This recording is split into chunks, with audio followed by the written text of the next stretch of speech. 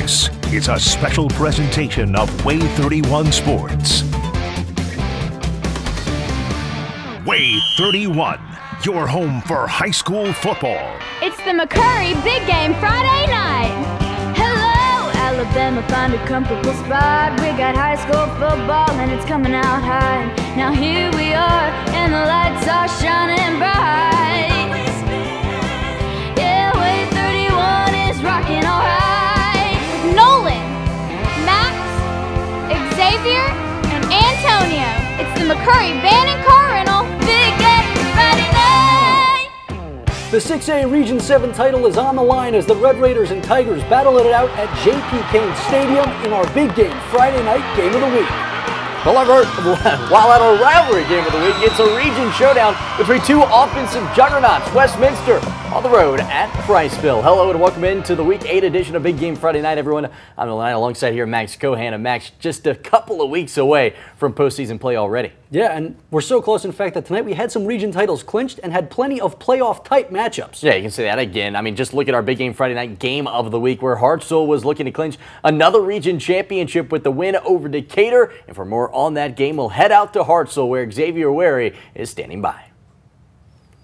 Hey, J.P. Cain Stadium here in Hartsville is host to our Class 6A Region 7 title game. The Hartsville Tigers look to repeat as outright region champs for the second consecutive year. However, the Red Raiders look to cap off what has been a turnaround season by winning a share of the region title. This is our Big Game Friday Night Game of the Week. We head to Morgan County, where the 8-0 Hartsville Tigers host the 6-1 Decatur Red Raiders for the region championship. In first quarter action in this one, Hartsville's Jack Smith takes the snap, and he fires this one deep down the sideline, connecting with Azariah Fletcher. And just a few plays later to cap off the drive, it's Smith finding Zeke McHann all by his lonesome for the first points of the ball game. Tigers with the 7-0 advantage. It's still 7-0 on Hartsville's next drive. Tigers are in the red zone, and Smith is going to keep this one himself and run it up the gut for another Tigers score. Hartsville increases their lead 14-0. And this was quite possibly the biggest play of the half. Smith finds Eli Tidwell on this short pass, and 66 yards later, Tidwell outruns the entire Red Raiders secondary to go up by a commanding 21-0 lead in the first half. But don't count Decatur out. Late in the second quarter, Ellis Dickman finds the senior Jaden Brown on this big passing play for the Red Raiders, and the two weren't finished yet. Dickman takes the snap, and he's going to air this one out deep in the end zone for Brown again as Decatur gets on the board before the half comes to a close. Both teams head into the locker room. Hartsville would be up 21-7. And the Tigers would dominate in this wire-to-wire victory, securing another region championship as they defeat Decatur 41-14. And I'm with Hartsville's head football coach Brian Moore. Coach, Class 6A Region 7 champions for the second consecutive year. How does that feel? Feels great. I mean, a lot of hard work, you know, from a lot of those. It's all credit to the kids first off, but a lot of hard work and a lot of people pouring into them, and a lot of chemistry on this team, a lot of leaders. Just proud of them. It's awesome. It's nice to be at home, man, and in your locker room, and come over on your bus and eat in your school cafeteria. I mean, all that matters, and the comfort, I think, with young kids, and especially in a big environment like this. And last thing I do want to ask you, Coach, you just mentioned that Decatur Red Raiders bunch. You said earlier this week that is a much improved team. Just kind of talk about them tonight. No doubt, they're good, man. That's a good team right there. I mean, the play of the game, they kept fighting back. I mean, you know, credit to them and Coach Adcock. And, you know, every time we felt like we pushed it out 3 scores, they'd score again. And we finally got the big pick from Walker Hull, and we're able to score that at that point, and then got it back finally and sort of closed the door. But, you know, credit to them, man. They got a good ball club. Coach, for the second consecutive season, region champs, congratulations. Appreciate you.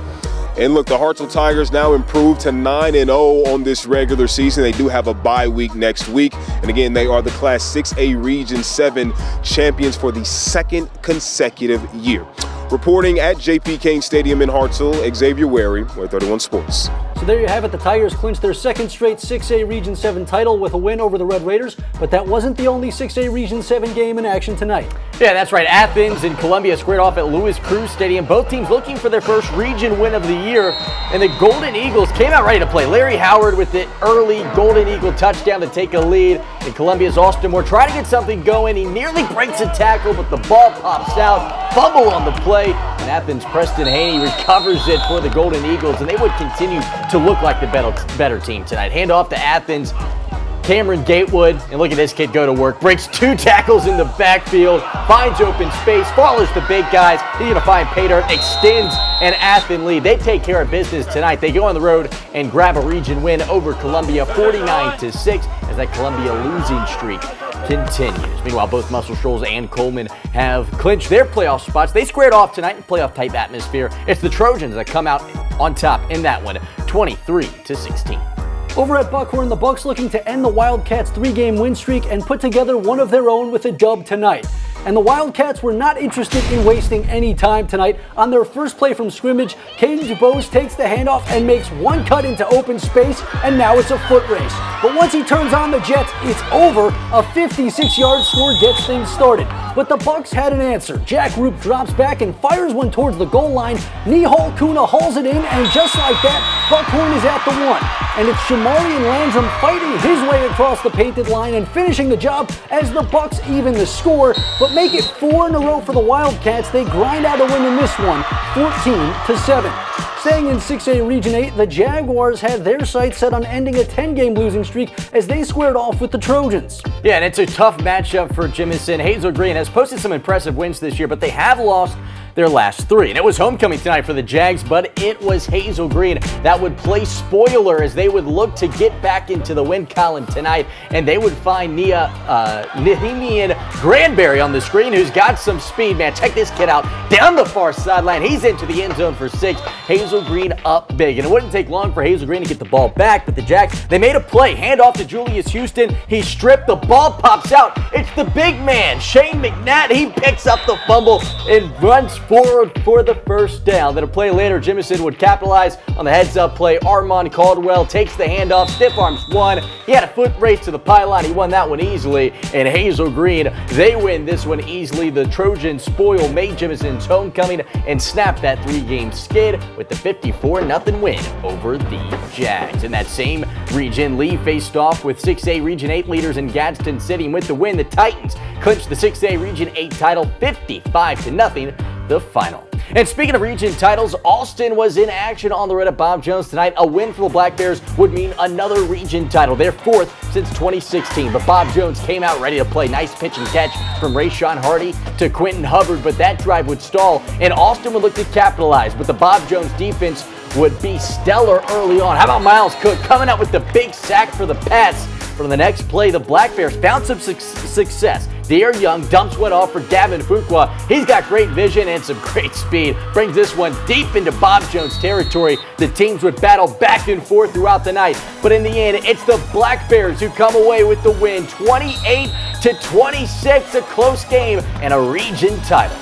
It's been a bit of a down year for both Albertville and James Clemens. The Aggies still searching for their first win of the region season heading into this one. And they'll have to wait a little bit longer. The Jets take this one easily, 49-7. And last night here in Huntsville, Sparkman got back in the win column as the Senators beat the Panthers in landslide fashion, 55-14. While out in the Shoals, the Falcons have won 5 in a row after dominating Grissom, 42-6. And before we get to any more games, let's go ahead and call our first timeout of the night. Yeah, but don't go anywhere. Coming up next on Big Game Friday night, we talk rivalry game of the week. It's a region showdown between Priceville and Westminster Christian. Stay tuned for more Big Game Friday night. It's the McCurry Big Game Friday night. You're watching Big Game Friday night. Go Patriots! It's the McCurry Big Game Friday night. All right, welcome back into Big Game Friday night, everyone. Thanks for joining us tonight. We had some great games this week. Yeah, just like at our rivalry game of the week where Westminster Christian hit the road for region showdown against Priceville. Yeah, we were expecting a high-scoring affair in this one, and that's exactly what we got. The Westminster Christian Wildcats on the attack early as quarterback Brandon Mush takes it home for a 7-zip lead. The Priceville Bulldogs would respond with a touchdown of their own as senior Mason Carty is able to evade the defense for the score. The Wildcats would get the ball back as quarterback Brandon Mush is finally corralled. Check this out. He's going to be slammed to the ground by Deacon Hall. He picks up the big tackle for loss. Then later on, the Bulldogs D continues to get a couple of stops. This time, the Wildcats go to the flat to Mark Royer, and he's upended. This game was hard hitting all night but with the ball, a bad snap would cause the Bulldogs to lose it. The Wildcats picked this one up deep in Priceville territory. They'd score a couple of times tonight, but not as many times as the Priceville Bulldogs did, as they win big 72-45. And after the game, WAAY 31 was able to catch up with Priceville head coach Chris Foster. To tell you the truth, it's the group of seniors. It's a special class. They've been special since they were freshmen, and they just developed into great young men. All right, big congratulations to Priceville. Next week, a region title's on the line when the Bulldogs head to Randolph in an undefeated bout. Over at Madison County High School, the Tigers were looking for their 5th ever win over North Jackson and hoping to snap their current 3-game skid in the process. And over at Tiger Stadium, we jump in with the Tigers trailing 8-0, and part of the reason they were behind was the strong play of the Chiefs' defense. Look at Colton Carpenter in pursuit of Jaden Wiggins, and he is fired up after that tackle, but Wiggins would get the last laugh before the half. On a drive full of direct snaps, the senior brought Madison County down into the red zone and then finished the drive himself, jumping to get the pigskin into pay dirt for 6. But the Tigers wanted to even things up, so they go for 2. Mason Meadows tosses it back to Michael Buchanan, and he leapfrogs over his own lineman, laying it all on the line as Madison County ties it up. The Tigers go on to win this one, 22-14. And playing on the road tonight, it's Randolph looking to keep the region record perfect as they square off with New Hope, and they got their offense going early. Andrew Hunter back to pass, and he has his man Nick Strong in the flat for the score, touchdown Raiders. But this Indians team came to play. Handoff to Leighton Pohl, and he's got some space, and he's going to pick up a big chunk of yards before getting hit hard. And they would reward him for taking the lick as he hauls in this strike on 4th down and breaks the plane. Touchdown New Hope. It's a 1-score game. But on the ensuing kickoff, the Raiders would find the end zone again. Connor Goodson has open field, and he's got speed. He's going to take this one all the way to the house for the score as the Raiders go on the road and get the win 52-12, setting up that big-time matchup next week against Priceville. And staying in the region, the DAR Patriots were trying to avoid going winless in 4A Region 8 play as they hosted JP2, but it's the Falcons who walk away with the 21-13 win. In Class 5A, another region title was up for grabs as Gunnersville was in action against a 7-1 ARAB team. If the Knights could pull one out tonight, it would mean a Region 7 title. The ARAB looked dominant early on in their game, leading 20-3. We start the second half, and Drake Franklin would get going, picking up 7 yards on that carry. They would keep feeding the big man. He's going to pick up a couple of more yards here. About half the team has to try to take him down. And then the third time's the charm as Franklin once more in for 6. The Knights up big in the third, now 26-3. And they are looking like region champs. Later in the fourth, Gunnersville at midfield. Street Smith under pressure. He's going to find Brandon Fusell, who runs for the first down. The Wildcats made it all the way down to the 3-yard line when Julian Jordan keeps one for himself to put Gunnersville on the board. That was just a consolation prize, though, as the Knights go on to take this one 34-20, claiming their region title. Speaking of region titles up for grabs, in Class 2A Region 8, Lexington had a chance to clinch their first region title since 2009, taking on Hatton tonight, and up big when they have the most exciting play in football, the kickoff, return for a touchdown. It's Wyatt Aerosmith that makes it look easy. He weaves through the Hatton defense. He finds space and finds pay dirt, taking that one all the way to the house. And it was the Bears defense that impressed the most. They were making plays all night long. How about this one from who else but Wyatt Aerosmith comes up with the INT right in your living room as the Golden Bears capture their first region title since 2009 with a 48-14 victory. All right, let's go ahead and call our second time out of the show. But don't go anywhere. Coming up next, our big game Friday night, we head out to an important 5A Region 8 matchup. Stay tuned for more Big Game Friday night. It's the McCurry Big Game Friday night. It's the McCurry Big Game Friday night. This is the Junior High School Boxing Game, and you're watching Big Game Friday night on WAAY 31.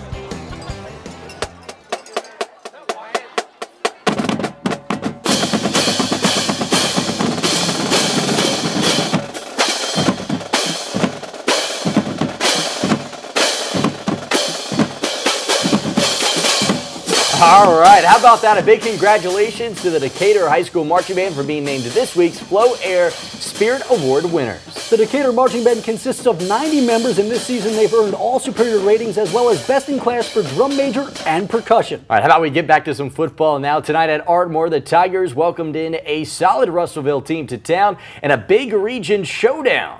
Yeah, it's a bit of an off year for Russellville, but the Golden Tigers head into battle with Ardmore. A perfect 4-0 with region play. They'd make it case early for their fifth when Harrison Birch lets one fly, and he has his man Torrey King in stride for the easy score. That one puts Russellville up 28. And then the Tigers were in attack mode, keeping their foot on the gas as Birch hits Taylor Crumpton, who rumbles his way downfield for another big Russellville gain. The Golden Tigers wouldn't waste this golden opportunity. Connor Warhurst doesn't have to battle for this one. A walking score for Russellville. The Golden Tigers remain perfect in the region, dominating in this one, 49-7. Fairview had won 6 straight heading into Friday's meeting with Lawrence County, and the Aggies made it 7 in a row. West Point and East Limestone both searching for consecutive wins as they went head-to-head. This time, it's the Indians winning 35-20. Yeah, speaking of playoff teams facing off in 5A Region 7, Douglas and Scottsboro are two teams hoping to make the postseason. And tonight, both were hoping to snag a big region win. The Douglas Eagles, 5-2, welcome in that 4-3 Wildcats team of Scottsboro tonight. Wildcats deep in their own territory when Keelan Alvarez breaks through for a 60-yard run. Got to play assignment football against that triple option. Eventually, he's brought down by Landon Abernathy. Scottsboro would finish their first possession. 4th and 5 on the 15. And they're going for the first down. But what's better than a first down? A touchdown. Jake Jones with the keeper around the far side for the Wildcats. Score. Now, Douglas, they do respond 7-0. Their first possession, and it's Eli Teal who takes the snap. He heads around for the first down, and that would set up this. Quick handoff to Dakota Stewart. He's in for the early score. This game was back and forth tonight, but in the end, it is a big win for the Wildcats. They take down Douglas 28-14. In that same region, Bo Sardis and Boaz hit the field tonight. Both teams looking for their second region win of the year. And it's the Pirates who take it all, 51-16, the final. Out at Mars Hill, the Panthers have put together another dominant season, looking for region win number 6 as they travel to Lauderdale County. And Mars Hill eyeing its 8th win in as many games, but Lauderdale County was up for the fight. Jalen Bird on the carry, and he says, "Bird up," rumbling to the other side of the field for a first down. But Mars Hill is a force to be reckoned with. On defense, the Panthers making a stop, keeping Bird down in the backfield and forcing a punt. Damian Thompson is there to grab it and makes the Tigers wish they didn't kick it as he makes a beeline for the end zone, and no one will stop him. Touchdown Panthers, make it 8 straight for Mars Hill, this one in shutout fashion, 38-0. Let's check out some other scores from around the region. Out at Colbert County, the Colts were looking for their first win over the Indians since 2010, but fall short 75-38, while Colbert Heights traveled to take on Phil Campbell. The Bobcats hoping for their first consecutive wins over the Wildcats, and they get it with the 36-0 victory. And we'll take our third time out of the show. Yeah, but coming up next on Big Game Friday Night, we introduce to you our Big Game Friday Night Fan of the Night. Stay tuned for more Big Game Friday Night! It's the McCurry Big Game Friday Night. You're watching Big Game Friday Night! Go! It's the McCurry Big Game Friday Night. Welcome back into Big Game Friday Night, everyone. Thanks for joining us this week. And thanks to all of our fans in the stands that make high school football so great, like our premier urgent care fan of the night. Hi, I'm Isaac Goshen, the Big Game. Play game 6 yards. He makes it 2nd and 9. There you have it. Isaac Gauthier is our premier urgent care fan of the night. Congratulations to him. He's a senior at Bob Jones, and while he loves cheering on the football team, you can also catch him on the diamond in the spring. He's part of the very good Bob Jones baseball team as well. And also, we'd like to take a moment to thank our radio sponsors for help making this show possible. We could not do it without them. And of course, this weekend we have an incredible busy day of college football tomorrow, from top 10 matchups to football at a baseball field. Yeah, tomorrow at 2:30, the Alabama Crimson Tide will square off against 6th-ranked Tennessee in the 3rd Saturday in October rivalry showdown, which might be the biggest game of the year so far for Alabama. Yeah, well, Auburn, they also have a top 10 opponent as well. They'll head to Ole Miss to take on the Rebels in an SEC matchup. That's an early morning game, 11 o'clock. And finally at Toyota Field tomorrow at 6, the North Alabama Lions will host Jacksonville State in the first college football game in Madison history. Should make for an exciting day at the ballpark. Yeah, you can say that again. All right, how about we go ahead and wrap things up tonight for Big Game Friday night. Thanks so much for everyone that helps make this show possible, from our producers, our editors, our shooters, and everyone back in production. This show could not be possible without them. And thank you for tuning in each and every week. We'll see you right back here for Week 9. The season is quickly coming to an end. Yeah, how about that? All right, let's finish things up the same way we do every week with our Big Game Friday night top lights. Good night, everybody.